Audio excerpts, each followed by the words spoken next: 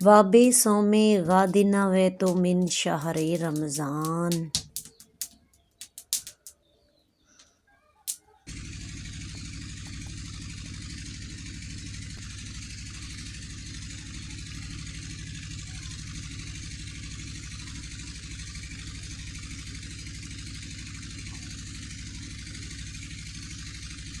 अस्सलाम वालेकुम, कैसे हैं आप सब। उम्मीद है आप खैरियत से होंगे। अल्लाह के फजल करम से इतने दिन हो गए जो कि मैंने व्लॉग नहीं बनाया। आजकल मुबीन की तबीयत बहुत ज़्यादा ख़राब थी, तो इसलिए मैं इसकी दवाई लेने गई थी शहर।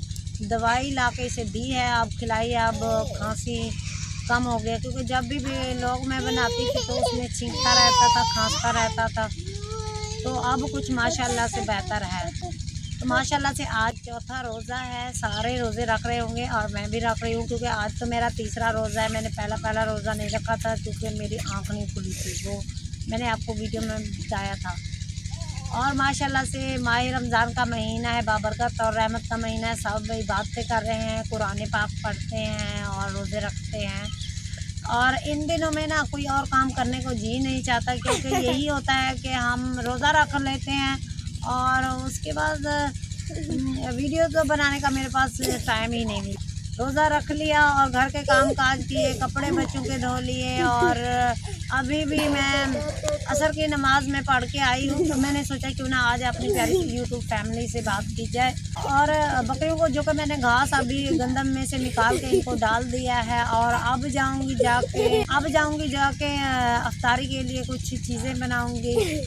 आज मैं बना रही हूँ गोभी और आलू का सालन, और साथ ही पकोड़े बना लूँगी।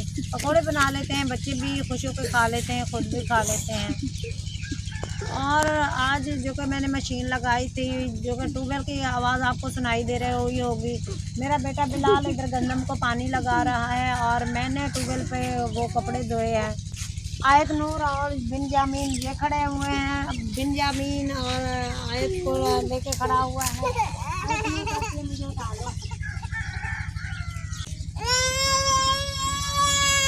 और जो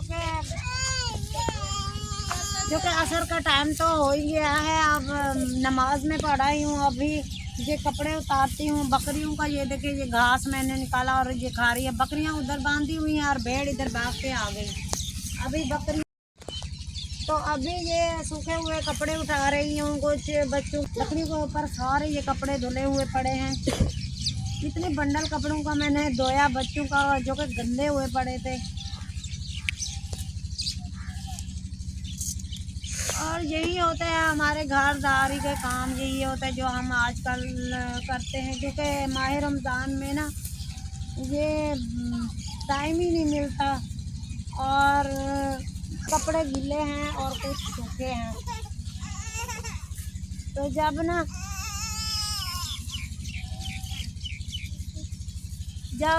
अपना जैसे खाना बनाना शुरू कर देते हैं कि भाई जाने टाइम से खाना पक जाए और उसके बाद आराम से बैठ के बच्चों के साथ अफ्तारी कर लें। तो अभी जाती हूँ, ये कुछ कपड़े पड़े हैं, ये भी वापस आकर उठाती हूँ। और ये कपड़े जाके अंदर कमरे में रखती हूँ। उसके बाद बनाती हूँ खाना। और प्यारी सी यूट्यूब फैमिली, आप मुझे इतना सपोर्ट कर रहे हैं, बहुत बहुत शुक्रिया। हो सके तो मेरी वीडियो को ज़रूर शेयर कर दिया करें। मैं आपकी सपोर्ट से आगे बढ़ रही हूँ और मुझे उम्मीद है आगे भी आप इसी तरह से सपोर्ट करते रहेंगे इंशाल्लाह। तो अभी जा रही हूँ घर। आ जाओ बेंजामिन, आ जाओ।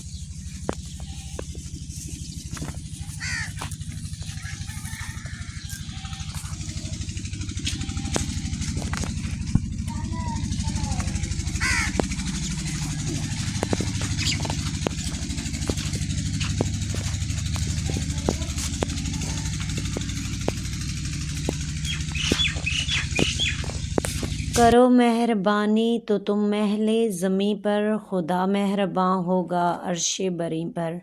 मेरी प्यारी सी यूट्यूब फैमिली, ये देखें कुछ गंदम के दाने और बाजरा।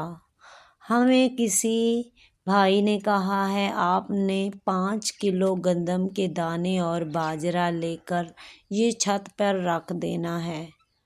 जैसे उनको सोच आती है परिंदों की, क्या हमें नहीं आ सकती? हमें भी चाहिए। 5 किलो गंदम के दाने और बाजरा साथ ले आएं, बर्तन में डालकर और ये छत पर रख दें। जब परिंदे खाएंगे तो हो सकता है हमारा अल्लाह हमसे राज़ी हो जाए। कोई भी नेकी देखकर हो सकता है हमारा अल्लाह हमसे राज़ी हो जाए। प्यारी सी यूट्यूब फैमिली, हो सके तो वीडियो अच्छी लगे तो इसे ज़रूर शेयर कीजिएगा।